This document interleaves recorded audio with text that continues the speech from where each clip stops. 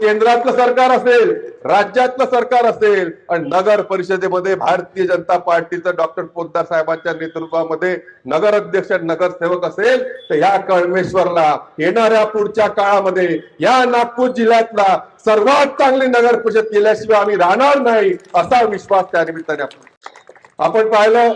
परवाच्या दिवशी काय म्हणता विराज भाऊ, त्या सर्जाला सांगून द्या, त्याला फलकून टाकील सर्जा तुले अर्धा. हे देवेंद्र फडणवीस साहेबांचं सरकार आहे. गृहमंत्री मुख्यमंत्री नागपुरातले आहे.